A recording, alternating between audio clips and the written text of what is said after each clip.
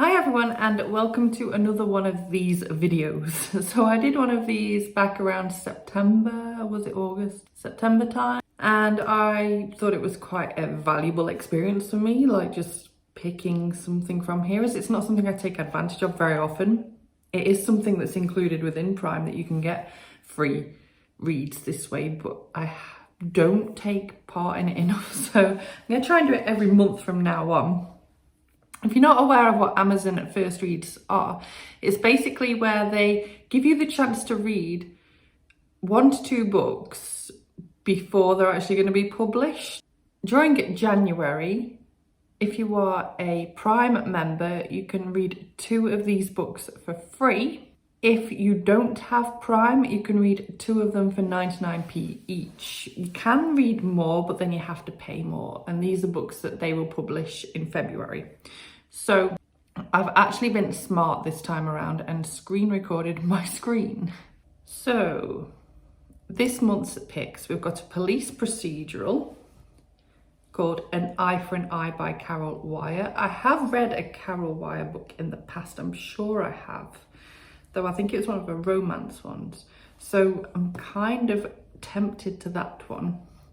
We also have a suspense called The Shadow Box by Luann Rice. A contemporary fiction called Hadley and Grace by Suzanne Redfern. A thriller called Not One of Us by Debbie Herbert. Historical fiction called West with Giraffes by Linda Rutledge. We have Water Memory by Daniel Pine, which is an espionage thriller. We have Goethe, which is a literary fiction translated novel by Katerina Tukova. We have a memoir called Meadow Wish by Melissa Gould. Another literary fiction of The Ardent Swarm by Yamin Manai. And a children's picture book of Sadie Sprocket Builds a Rocket. Now, I don't feel like the selection this time around is all that fantastic, to be honest. So I'm only even interested in a few of them. So I'm interested in An Eye for an Eye, The Shadow Box, Not One of Us, West with Giraffes, and Goethe, I think. I think they're the ones that I'm most interested in. So let's have a little nosy at them and see what... Oh my God, my address is in this. Why? I've just realised I can't use my screen recording because it contains, rather handily, thank you Amazon Prime, my address in the top bit. If I can find a way of doing it where I'm not revealing my address, I will do so, but otherwise I will just be showing pictures as I go. That's really irritating.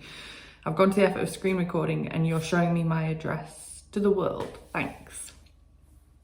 So we have, first of all, An Eye for an Eye by Carol Wire, which is a Detective Kate Young, and it's book 1, so it's the first in a series. Let's have a little look. A killer running rings around the police, a detective spiralling out of control. D.I. Kate Young is on leave. She's the force's best detective, but her bosses know she's under pressure on medication and overcoming trauma. So after a bad judgment call leads to a narrowly averted public disaster, they're sure she needs a rest. But when Staffordshire police summon her, ooh, Staffordshire. I live near Staffordshire. I was born in Staffordshire. This is indeed the Carol Wire I was thinking of. I'm not even going to read anymore. I'm just going to commit to this one. I will get this one. Thank you very much. Bye now for 0.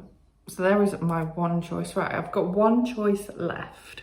So The Shadow Box. After artist Claire Beaudry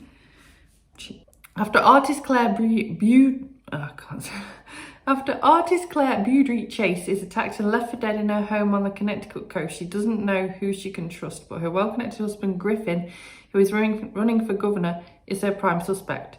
Just before the attack, Claire was preparing for an exhibit of her shadow boxes, one of which clearly accuses Griffin of a violent crime committed 25 years ago. If the public were to find out who her husband is, his political career would be over. Claire's certain her husband and his powerful supporters would kill her to stop the truth from getting out. Wow, I can't read today. When one of Claire's acquaintances is murdered, the authorities suspect the homicide is linked to the attack on Claire. No, it's really not calling out to me, so we won't bother with that one. Next we have Not One of Us. So from the best-selling author of Cold Waters comes a brooding thriller about a woman who must decide if safeguarding her family is worth burying a truth that will haunt her forever. 13 years ago, her boyfriend vanished without a trace. Moving back home to Alabama to care for her ailing grandmother, autistic brother comes face to face with the deadly mystery behind his appearance. Rare form of synesthesia means she can hear colours to her tones of voice, unique fingerprints, blah, blah, blah, blah, blah, blah. That one's a maybe, just a maybe. Next we have West with Giraffes. This was the contemporary fiction. An emotional, rousing novel inspired by the incredible true story of two giraffes who made headlines. Woodrow Wilson Nickel, aged 105, feels his life ebbing away, but when he learns giraffes are going extinct, he finds himself recalling the unforgettable experience he cannot take to his grave. It's 1938, the Great Depression lingers. Oh, is this a historical fiction then? Oops. Great Depression lingers. Hitler is threatening Europe and world-weary Americans long for wonder. They find it in two giraffes who miraculously survive a hurricane while crossing the Atlantic. What follows is a 12-day road trip in a custom truck to deliver Southern California's first giraffes to San Diego Zoo. Behind the wheel is the young Dust Bowl rowdy Woodrow. Inspired by true events, the tale weaves real-life figures with fictional ones, including the world's first female zoo director. Why won't you stay straight, camera?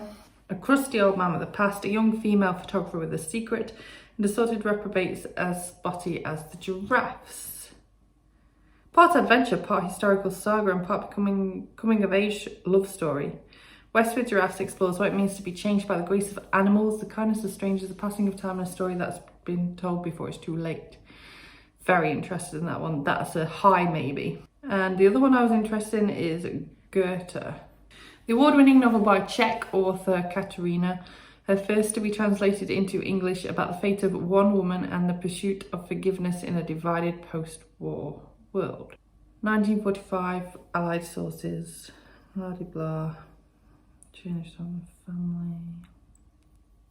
Not feeling this one, really not feeling this one, sadly.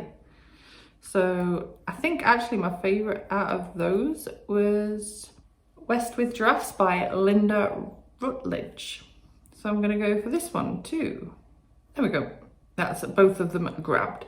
So I'm not going to start either of them at this second because I actually need to go and do some cleaning and just general housework. So I'll be listening to an audiobook that I've got on the go. Might start one of these tonight in bed. So it depends what my mood is as to which one I actually start. So I'll probably update you tomorrow with which one I've started and how I'm actually getting on with that book.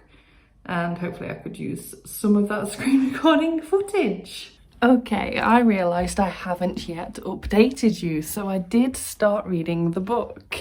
And to begin with, I was thinking, am I going to get into this? Am I going to like it? And then I got into it. It started really pulling me in. So I can't remember the character's name because I'm terrible with names, but the main character, this is like starting off as a typical police procedural thriller. So the main character has been through some sort of trauma that we don't really properly know about yet. All that we do know is that it's something to do with a train. And yeah, it's just so typical of like this sort of book. The officer that we are following had some sort of previous trauma and shouldn't really be back at work yet. Anyway, that's beside the point. I'm really gripped, and the reason I'm really gripped is because one of the reasons why I like this author's writing so much, in that she tends to set her books around the Staffordshire and Derbyshire area, which are areas I know really well. So places keep getting referenced in the book and I'm like, I know where that is. I know where that is. And it's just really adding to my enjoyment. Plus it's going to be following a serial killer. We haven't delved that deeply into the plot yet, even though I'm like 17%. So yeah, that's still to come. But I thought I'd give you a quick update because I sometimes forget. And yeah, I did enjoy what I was reading last night, so I will be reading more of it tonight and probably tomorrow, and probably finishing it at some point this weekend, hopefully. But yeah, I'm really enjoying this book so much. So it's Sunday night and I just finished the book, and I won't beat about the bush.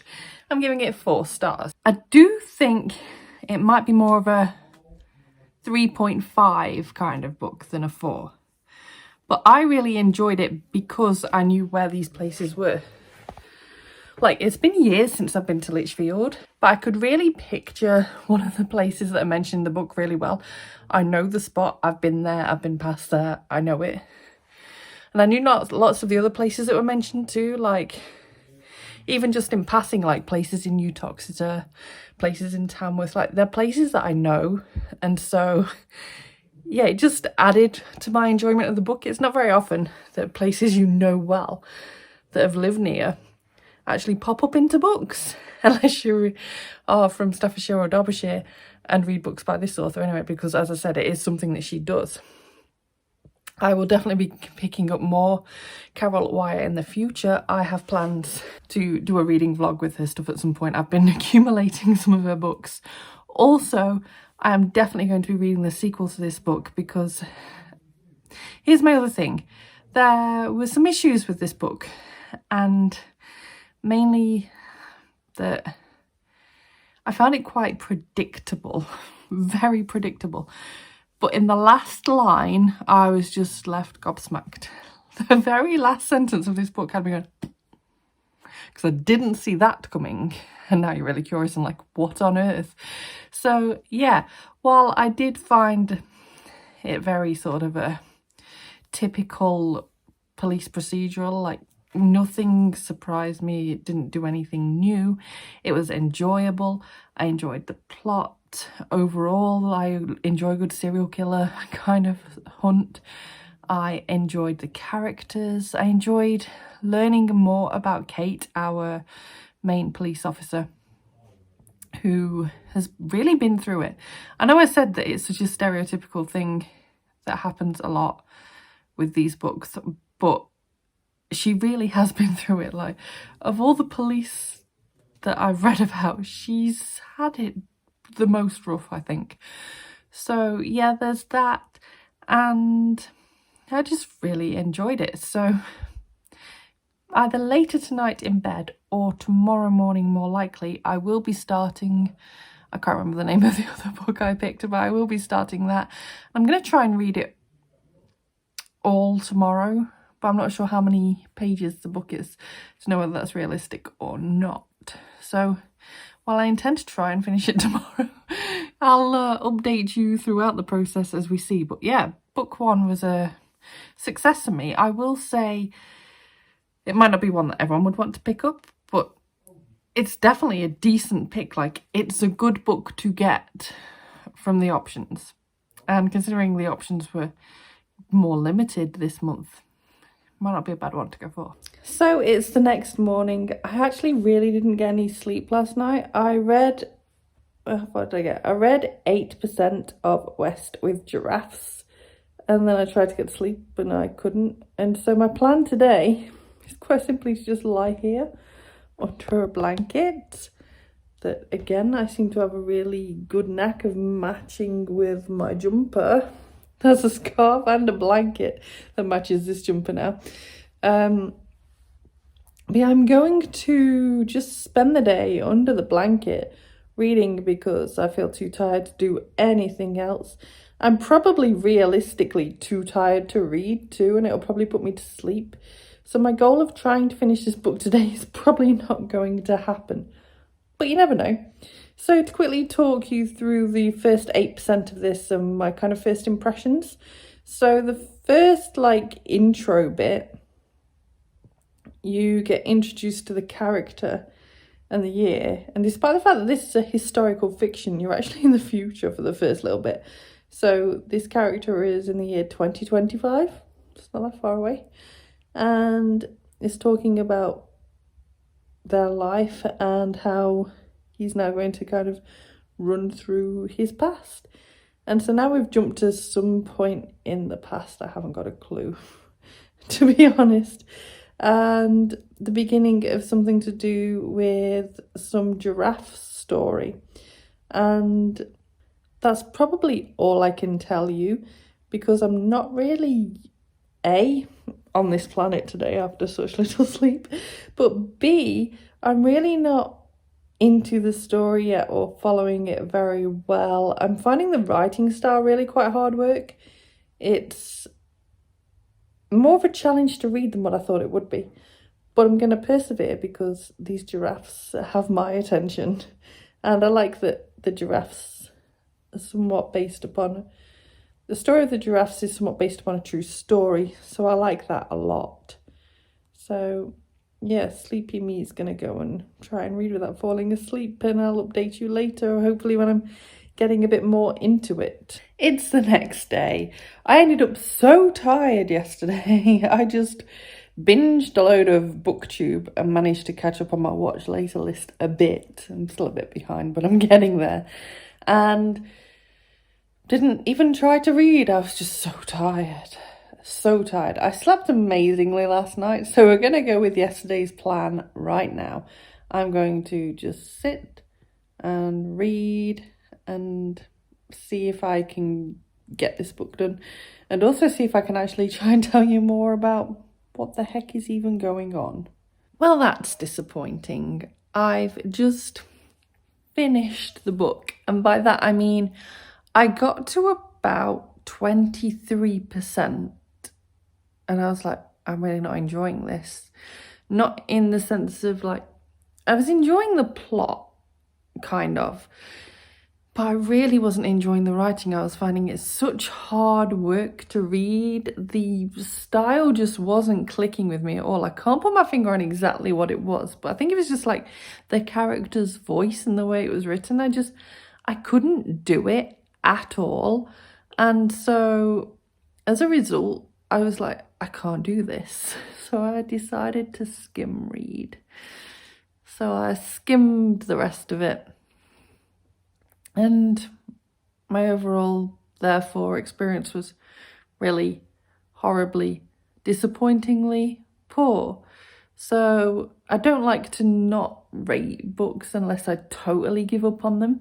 So as a result, I've rated this book 1 star. I don't think that's necessarily particularly fair because, like I said, it was just a writing style thing for me. So I think that some people could potentially love this book. The writing just definitely wasn't for me, and the cute giraffes couldn't save that, which is a shame because it's been so long since I've read a really good historical fiction. So I was really up for reading this, and I was really up for kind of just broadening my horizons because, like I said, this is based on some true stories about these giraffes. So yeah, I'm really disappointed with that, and I'm really disappointed that I'd picked a book from the first reads that didn't work for me. So 1 out of 2 with that, 1 that went really well and 1 that really didn't. That's such a shame, but these things happen, and it's been a while since I've picked a really kind of not suitable for me book out anyway. Like, I've been reading so many good books for a while at this point, so these things happen. So hopefully I do a better job of picking books next month, hopefully. Thank you so much for watching this video. Please let me know if you have read any of these, if you're planning on reading any of these for your picks, or which ones you have picked if you're picking any, in the comments down below. I would love to know. But thank you so much for watching this video. If you liked it, please give it a thumbs up. Subscribe by clicking the image of me if you want to see more book reviews and other bookish content from me, and I will see you soon. Bye bye.